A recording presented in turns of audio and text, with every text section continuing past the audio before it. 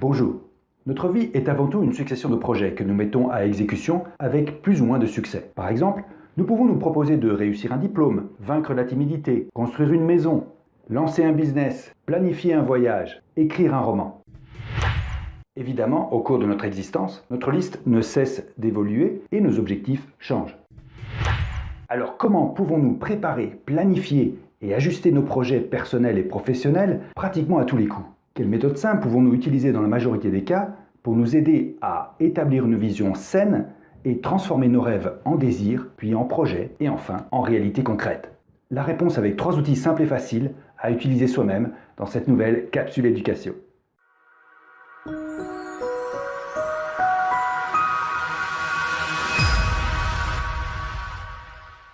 Alors, le premier de ces outils est ce qu'on appelle le diagramme SWOT ou FFOM en français. On voit tout de suite ce que c'est. Ce schéma est simple et très puissant. D'abord, on peut prendre une simple feuille de papier A4 qu'on tourne en format paysage. Ensuite, on va séparer l'espace en 4 quarts autour d'une bulle centrale. La bulle centrale, en fait, c'est le projet spécifique, ce qu'on veut atteindre. Je veux faire ceci, faire cela. Et en haut à gauche, on va mettre mes forces. Strength en anglais. En haut à droite, mes faiblesses. Weaknesses en anglais. En bas à gauche, opportunités.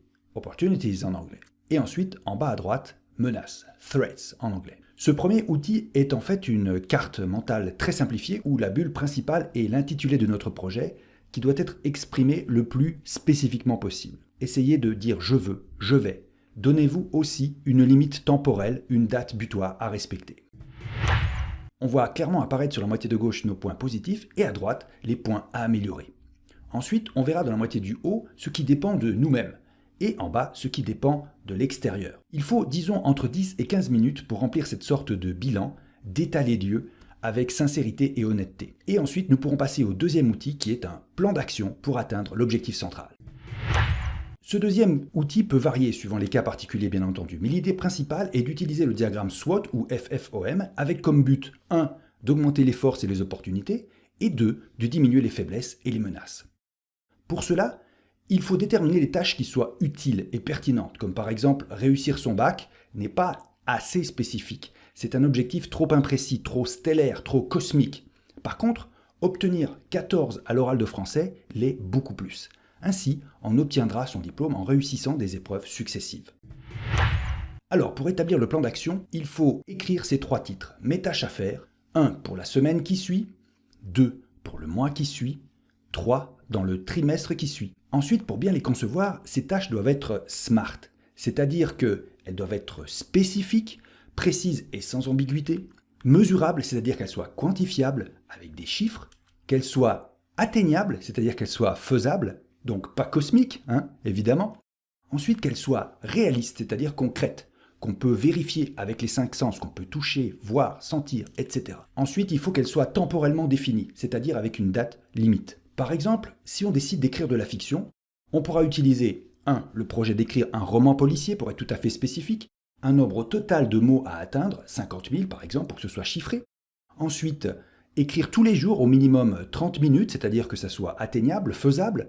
Ensuite, voir, lire le texte, eh bien c'est ça qui est réaliste. Et ensuite, écrire tous les mots d'ici la fin du semestre. C'est ça qu'il faut se donner comme date butoir. Si on veut illustrer graphiquement un tel objectif SMART dans le temps, voilà à quoi ça pourrait ressembler. Tout simplement, on voit ici, donc tracé en rouge cet objectif journalier, et ensuite, tous les jours, eh bien, cet objectif cumulé qui est la ligne, la courbe bleue, si vous voulez, et on s'aperçoit, on peut atteindre à un moment donné, au début c'est difficile, et ensuite qu'on va dépasser notre objectif et continuer comme ça. Si vous voulez retenir graphiquement ce que ça veut dire un objectif SMART, eh bien, c'est ça. Ensuite, n'oubliez pas, chaque semaine, vous devrez faire le point sur votre plan d'action et l'actualiser, en biffant les tâches accomplies et en reportant celles que vous n'avez pas pu faire. Mais parfois, il faut décider. C'est l'outil numéro 3. Dans les tâches, eh bien, il faut pouvoir arbitrer, il faut savoir fixer les priorités. En fait, un projet n'est souvent qu'une suite de tâches exécutées en série ou en parallèle, un peu comme l'électricité, mais qui nécessite un arbitrage pour pouvoir décider laquelle doit être menée à bien. De cette façon, on maîtrise mieux son énergie et son espace-temps. Nous pouvons nous inspirer d'un grand général américain qui fut aussi le président des États-Unis, Dwight Eisenhower.